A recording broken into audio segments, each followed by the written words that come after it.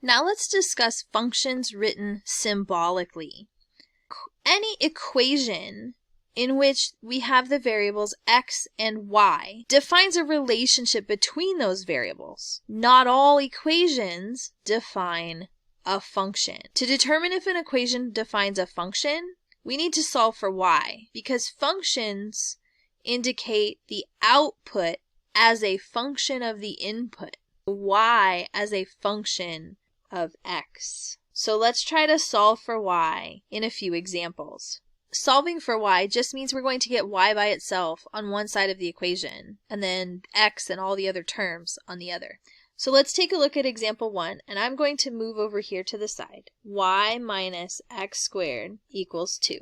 Y minus x squared equals 2. I need to solve for y. I will add x squared to both sides so that I get y by itself. Y equals x squared plus 2. Since I have one single output, y, equaling an expression that has x in it, this is considered a function. Every input for x will give me exactly one output y. And sure enough, solving for y in terms of x gives us y equals x squared plus 2. This equation then defines the rule that gives us one value of y for each value of x. Therefore, y is a function of x. Let's take a look at example 2 over to the side. For example 2, we have x squared plus y squared equals 4, and we want to get y by itself. So we'll subtract x squared first. And in this case, in order to get just y, we need to take a square root. But here's where we have to be really careful. In an equation, when we introduce a square root to solve for something, we need to make sure to get all of the possible answers that we include a plus or minus on the square root. Here's what I mean. Let's take the number 9. If 9 equals, let's do 9 equals c squared. In order to solve this equation for c, from what we learned before, we need to have this equation equal to 0. So we would subtract 9 from both sides, and then factor. When we factor, we end up with 2 values for the answer for the equation. Now, this is an expression, y squared equals 4 minus x squared.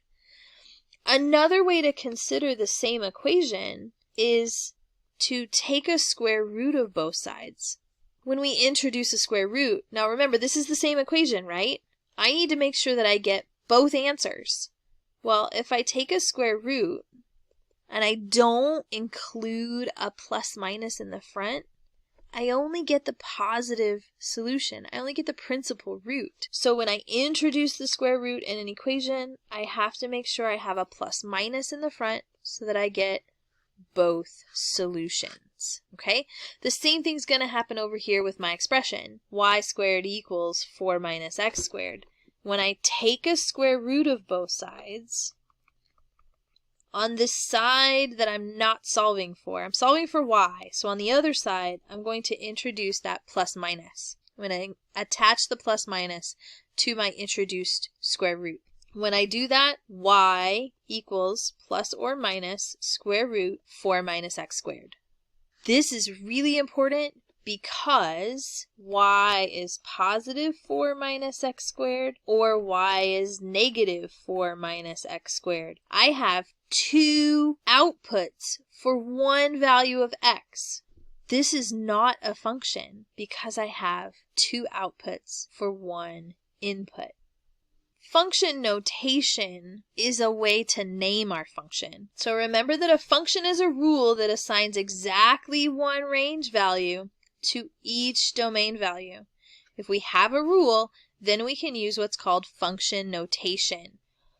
We can either use y to represent the function, or we can use this notation f of x. We read this as f of x. This is not f times x. We are not multiplying the x by f. Y and f of x mean exactly the same thing. The reason that we introduce this x part is because if we wanted to plug in a value, if I just use this 9x plus 3 here, if I wanted to plug in a 1, so plug in a 1 for x, I can see that 1, 12 is an ordered pair for this function. The input shows up in the name, and the output is what I get when I finish calculating. So again, the value over here on the side, the f of x part, this is not multiplication. Please be aware of that. If it bothers you and you're afraid you're going to mess up and forget and turn it into multiplication, everywhere you see an f of x, just write a y on top of it. Know that if you are headed up into college algebra, trigonometry, and calculus, you're going to see lots more of functions, so you'll have a lot more practice with it. When a rule of a function is given, we can use that rule to find the output when we have an input. This is called function evaluation. It's pretty much what I did up there with the 1.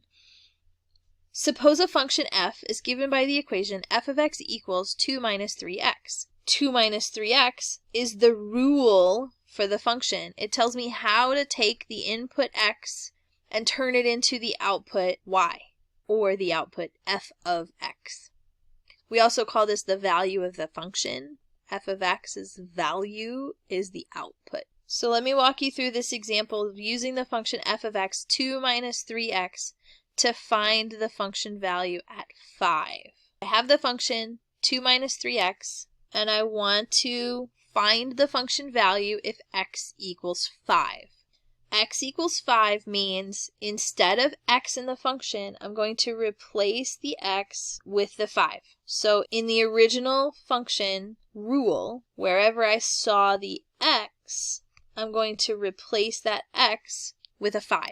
I like to use parentheses because the parentheses here, where x used to be, is going to help me with the multiplication, with signs, making sure my signs are correct, and so forth. Remember that mathematics relies on that attention to detail. So take your time, make sure you've got all the things in place, try not to rush through it, and pay attention to that detail. So on the left side, this is just a name of the function. We are not multiplying by 5. We are taking the x and replacing the x with 5. So 2 minus 3 times 5 is 15. 2 minus 15 will get me negative 13. Negative 13 is the value of my function at x equals 5. This idea of function notation isn't limited to just one number or one letter. We could look at this function of smiley face. 2 minus 3 times smiley face. We could also look at it as a function of star plus heart. 2 minus 3 times star plus heart. Wherever I had the x originally, I replace the x with whatever's on the left side hanging over with my f name. All the rest of the semester will be for practicing with function notation. And that walks us through exactly this example. Notice we have f of 5 equals negative 13. We also have y equals negative 13. Remember, f of x and y are equal to each other. All right. We'll take a break right here. When we come back, we'll do a quick concept check. You can try this on your own. I'll have the answers up at the beginning of the next video so you can check them.